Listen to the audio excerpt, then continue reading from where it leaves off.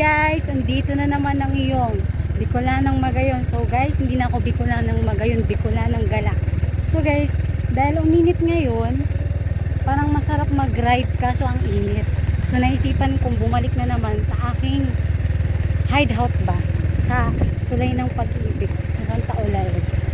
So guys, kanina may nakita akong baka. Akala ko guys matatakot, yung pala hindi naman. Akala ko sa sarili ko nun, mukha ba akong ano dito, parang aswang. Kasi yung last video ko guys, may nakita akong kalabaw. Nilapitan ko lang naman eh. Biglang natakot. Pero yung baka hindi guys, so, ibig sabihin mukha talaga akong anghel naman. Hindi naman mala demonyo. So guys, nakikita nyo itong dinadaanan ko. Ayan guys, palayan yan. So ngayon guys, may makikita tayong magtatanim ng mga palay. Kasi guys, uminit na dito sa Bicol. So ito guys, mga kotse ko, hindi ko to guys alam kung baka nasa lantato ng bagyong Christine, eh baka nalilog ng tubig kaya na-stuck na dyan. So na guys, nakikita nyo yan. Yan yung sinasabi ko sa inyo guys.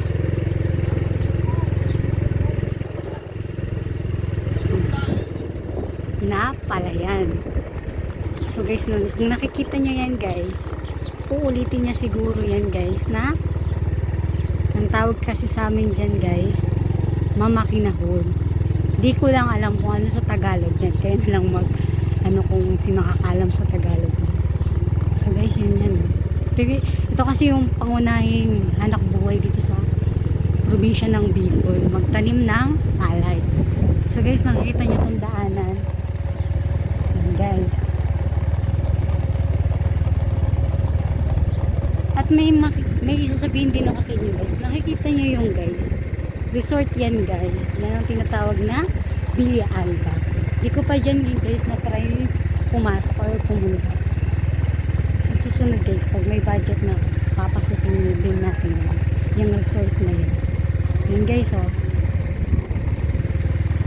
So guys, yun na muna ang video ko today. So guys, huwag niyo mo kalimutan ng Bicolanang Magayon. Please subscribe my YouTube channel guys para marami pa akong videos na may papakita sa inyo tungkol sa lugar namin sa Bicol. So guys, yun na muna guys. Bye!